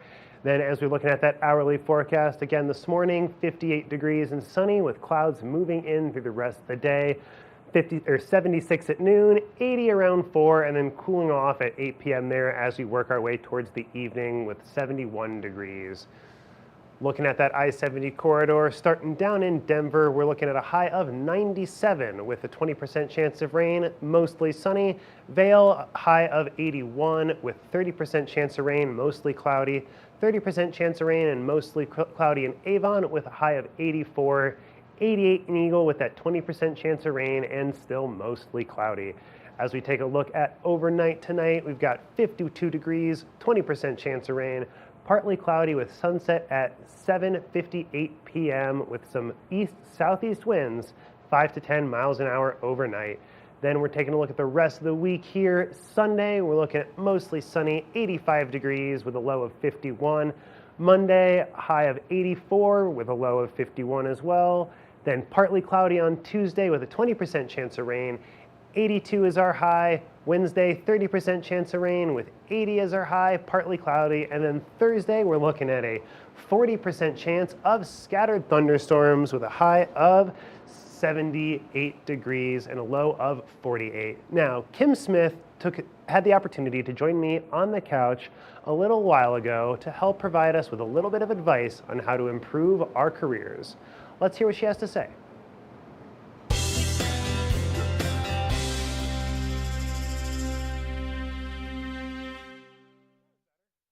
We are now joined by Kim Smith for Adventures in Coaching, who's got some fantastic advice for us about our careers. Welcome to the show, Kim. Thanks so much, Ben. It's great to be here. Well, it's great to have you. So we've been talking a lot about finding purpose and really kind of orienting ourselves in our careers, but we're changing gears now to talk a little bit more about groups and teams and kind of how to coach as a group.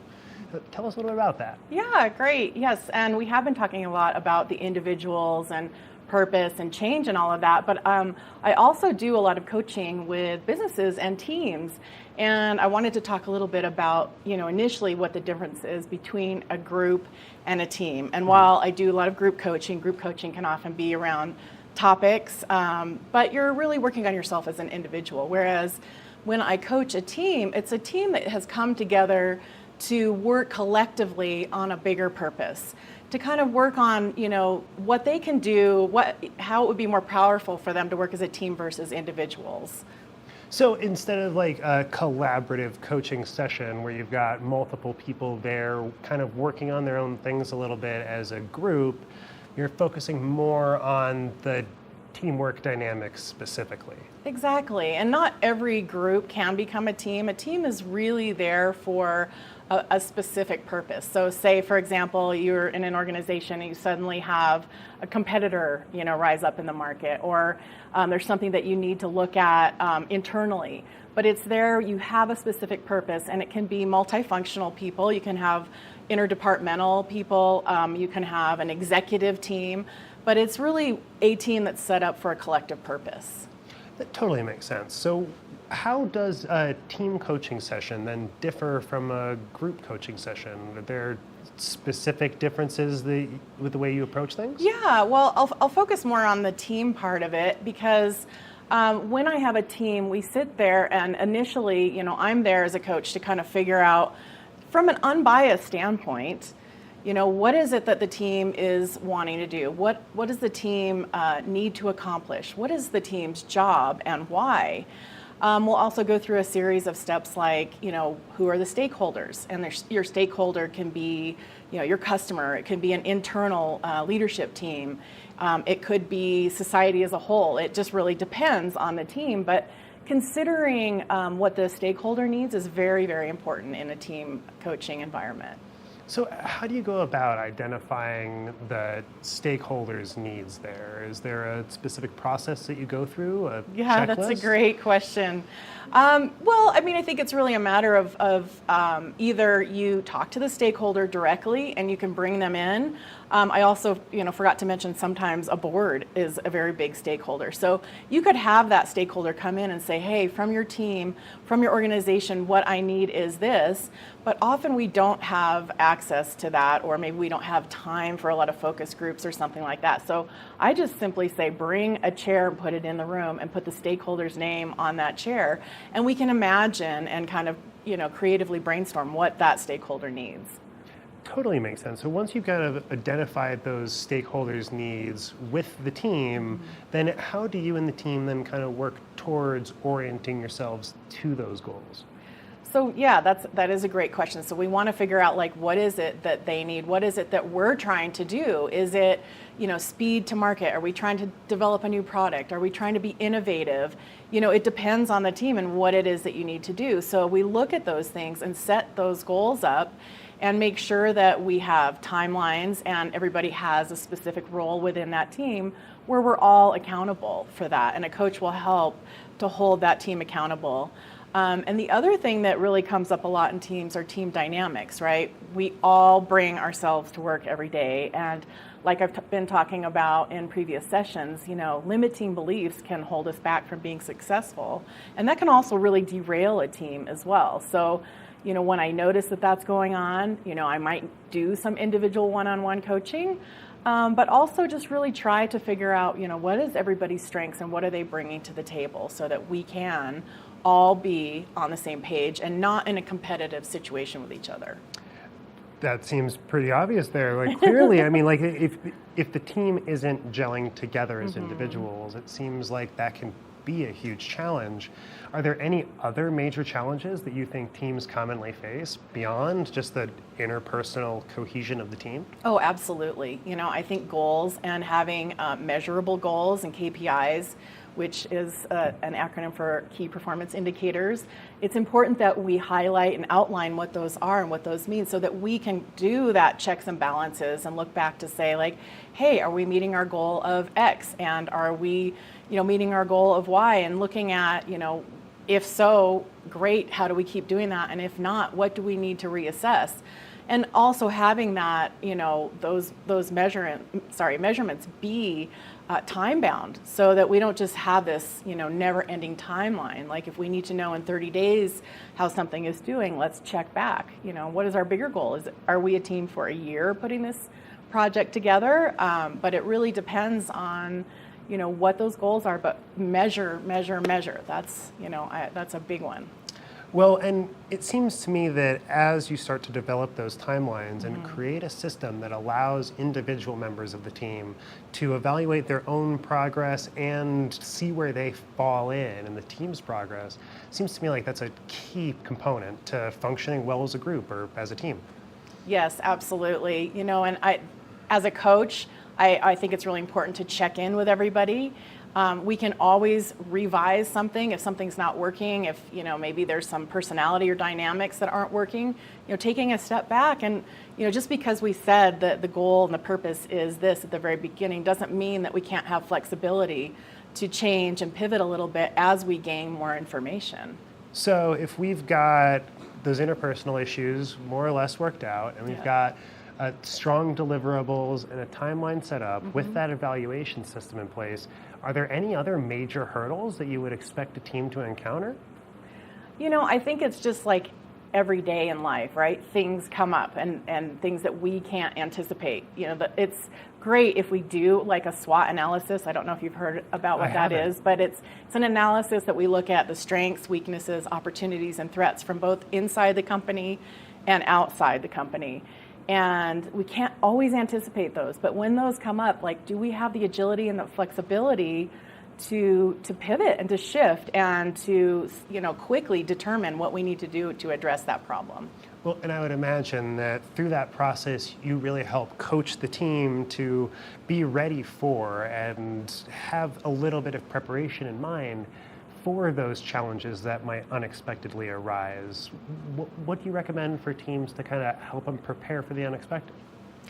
Well, I think that it's really about, be prepared for the unexpected. You cannot, anticipate everything, but to be flexible. And a lot of times in businesses, we get very sort of stuck in what we do with our processes. But if we're in a team that has the idea and the purpose of being flexible and agile and all of that, we can quickly shift and find out, do we need different resources?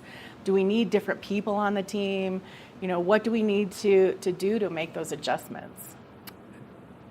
Yeah, awesome. It seems super, super helpful. If my team or somebody else who is watching's team needed some help from you, where could they find some more information? Yeah, great question. Go to my website, adventuresincoaching.com, and I have a page specifically dedicated to team coaching. Well, perfect. Well, Kim Smith, thank you so much for joining us, and we will be right back after some short messages.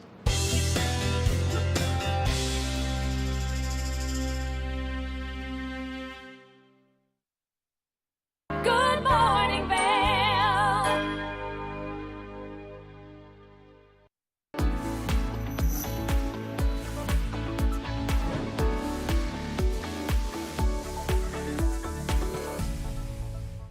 It's that time where we're talking Sun 'n Ski Sports Product of the Week. Now, if you like to get out there and enjoy the trails on your bike, well, it's really important that you keep your head nice and safe. And so right now, I've got the Giro Manifest Spherical in front of me. Now, this helmet has some fancy new technology. The spherical part is progressive layering with dual density liners to address high and low impact speed. So you can see as I wiggle the top of the helmet, it is fully moving. Now, this helmet also comes equipped with MIPS, which stands for Multi-Directional Impact Protection System, which keeps your brain just extra safe when you're out there riding. And if you do happen to have one of those accidents, well, then it will help you stay nice and safe. This helmet has a lot of really nice features. It has the wind tunnel ventilation on it, making it so that you stay cool when you're out there enjoying your nice ride. So I'm going to flip this helmet right around to the front so you can see all of those nice wind tunnel vents. Now, another great feature of this helmet is it has a movable visor. That way you can protect yourself from the sun as needed in any direction. Now, another great feature of this helmet is if you're right in between sizes, don't worry, it has an adjustable fit in the back, making it nice and convenient for you to get this helmet on your head to fit any shape. Now, you can check out this helmet at Sun 'n Ski Sports. Now, they have so many convenient locations, or you can shop online at their website at sunandski.com. That way you can keep yourself nice and safe out there on the trails. We want to thank them so so much for bringing you this product of the week. We've got more after this. Knapp Harvest, your local marketplace for fresh, locally produced products. Our indoor farmers market is open 7 days a week, featuring locally grown organic produce, prepared meals, honey from our Knapp Nectar Hive, furniture, cutting boards, and much more. We source and sell locally grown and produced products from the Vail and Roaring Fork Valleys. Visit us at our new location in Eagle Ranch, 717 Sylvan Lake Road, next door to Color Coffee Roasters. Eyepieces of Vail has been a fixture in the Vail community for over 30 years. From designer frames and sunglasses to high-performance sports frames, prescription goggles, and in-demand accessories like helmets, goggle lenses, and foldable reading glasses, our inventory raises the optical bar. Visit one of our 7 locations today and see why generations of loyal customers return time after time for our unmatched service and inventory. Eyepieces, the art of vision. Each week on the Tech Show, you can look forward to the latest in technology and how you can use it too. We'll also chat with leading experts, and you'll find out if the latest gadget will take my money or not. Don't miss the Tech Show. Tech your local listings. Good morning, Vail.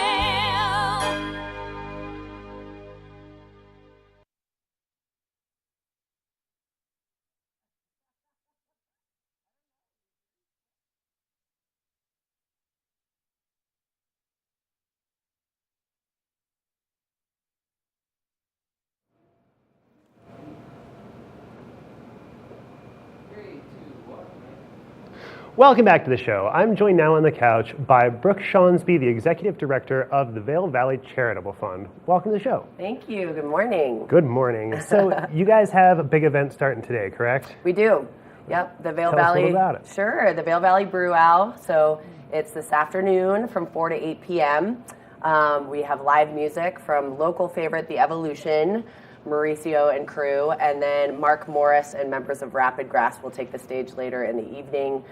Truly fun for all ages, right? So we obviously have, for your ticket purchase, you get unlimited samples of beers and seltzers, so non-beer alternatives if that's not really your thing. And you get a souvenir sampling glass as part of your ticket. And then we have food trucks from 5 different food vendors. We have kids' activities, so we have bouncy castles and a climbing wall, face painting, which I'll definitely be getting in on. And then at the end of the evening when the music's done, we do a water lantern release. So as part of your ticket too, you can sit down at the Alpine Bank tents, decorate a lantern, and we want you to write something in dedication to someone you've lost medically or someone that is experiencing a medical crisis, because that ties it back to the Vail Valley Charitable Fund. But we'll all walk over to the lake and set those lanterns on the lake to end the evening. Awesome. So it is a fundraiser directly for the Vail Valley Charitable Fund, That's right? correct. And so what exactly does the Vail Valley Charitable Fund do throughout the valley? Sure. So we provide financial assistance to people who are suffering from a medical crisis or long-term illness. So people right here locally in the Vail Valley that, oftentimes when something medically happens, it pops out of nowhere, and oftentimes a person finds themselves spiraling out of control, 1, to focus on their healing, but 2, to pay for the medical bills that are surmounting, to pay for rent and food, basic living needs. So we step in to provide a grant to kind of help them get back on their feet. So funds raised from today will go back to supporting locals right here in the Vail Valley. Fantastic. Yeah. And it's something that's always important here in our valley too, because everybody lives a pretty active life, and most of us are involved in action, adventure sports in some way or another, whether it's the upcoming triathlon with Xterra or the ongoing Leadville 100 that's underway right now. All of those sports, they definitely have a little bit of a above average risk in them. Sure. And sometimes those injuries, especially skiing and snowboarding, can be life-changing. Absolutely. And it's so great to have you guys here to be able to help provide people with some of those assistances. Absolutely. And yeah, the medical crisis obviously spans a wide spectrum. And so I'm glad you mentioned that, right? Like, we live in a place that lends itself to many outdoor activities that also lends themselves to potential injuries, right? So yeah, you break your leg mountain biking or skiing. All the way on the other end of that spectrum, you get diagnosed with stage 4 cancer, right? So again, it happens out of nowhere, and a person just finds themselves in need very quickly. So we are grateful to have stepped in and helped locals here for 27 years now. It's such a great thing that you guys do. And Thank you. in the event that, like, if somebody does get injured and it prevents them from going to work or something like that, because so many of the jobs that we do are also pretty physical jobs around here. Sure. And that injury that we sustain out in the mountain biking trail can be something that prevents us from going to work for weeks or even months at a time. Nailed it. You want to do marketing for us? Not that we need any more awareness, but it's certainly that is part of what we do, right? And then grant recipients out in the community talking about what we do so that people are aware that we are a resource.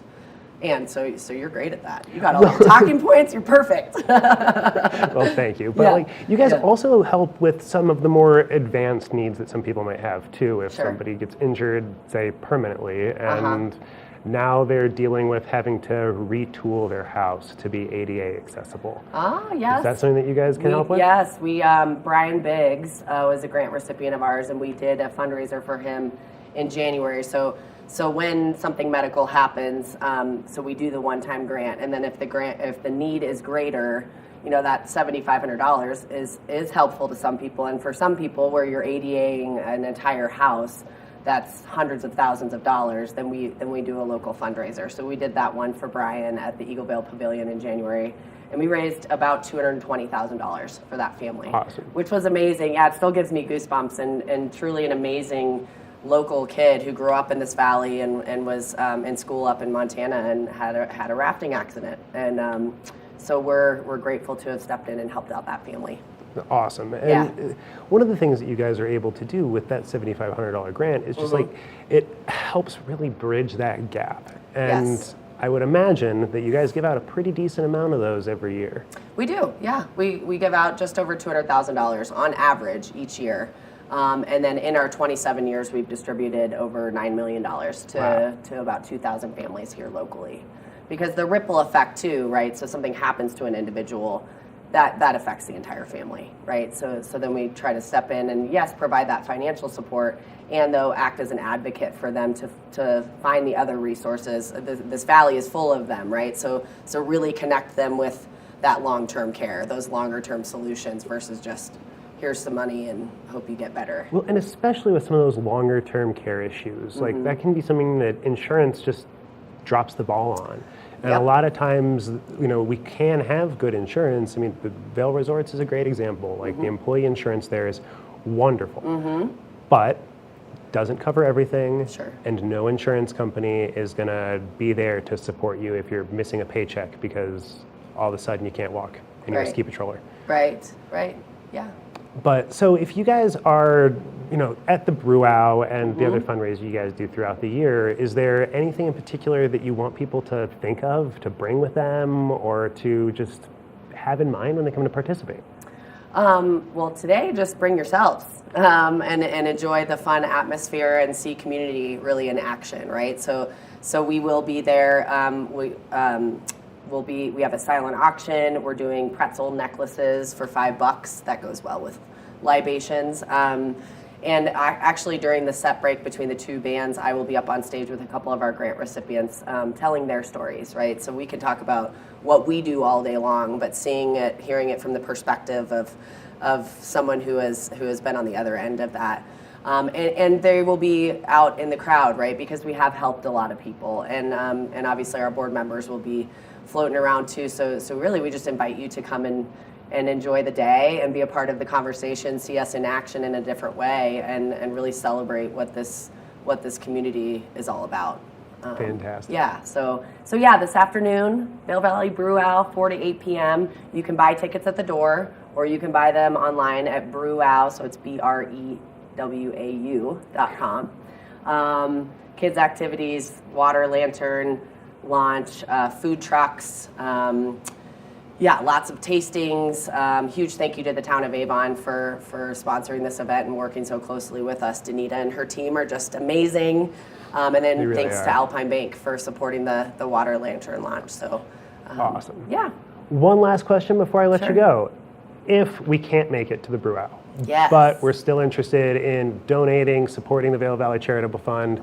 How can we do that? How can we participate if we're preoccupied, say, running 100 miles today? I know I saw some signage through town. I was like, whoa. I have a buddy doing the half marathon here too. You can go to vvcf.org, and really we invite you to go there anyways and just learn more about us, who we are, what we do.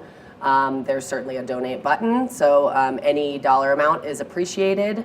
We also do a lot of these events throughout the year, so you can always donate your time by volunteering. Nonprofits rely a lot on that of support in that way. So vvcf.org for more information, how to donate, how to volunteer, and also if you need help, how to apply for aid.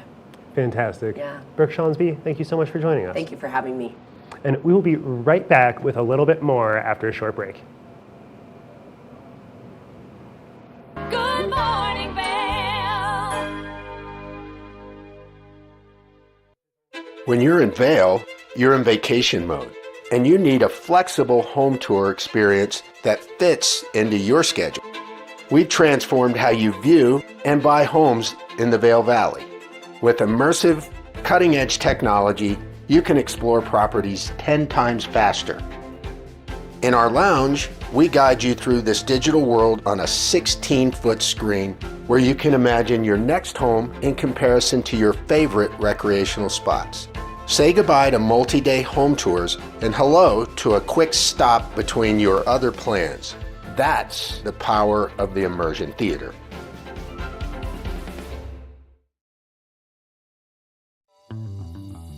Welcome aboard! Bobby Laurie and Nikki Noya have your ticket to everything you need for an on-the-go lifestyle.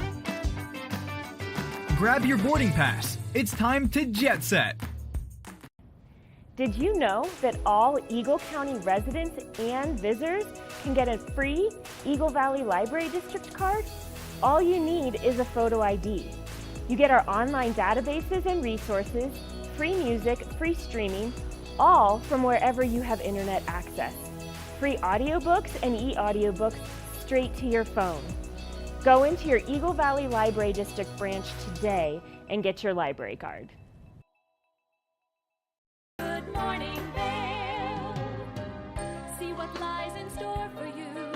There's so many things to see and do. Summer, winter, spring, or fall. Your home in the Rockies has it all. So get up, get ready to start your day. The coffee's brewing, you're on your way. The fun is waiting outside your door. Good morning, Vail. Are you looking for exciting and nutritious recipes to cook at home? Watch Colorful Cooking with Tracy Miller on TV8 Vail. Tracy brings you the best in fresh and healthy foods for the active outdoor lifestyle.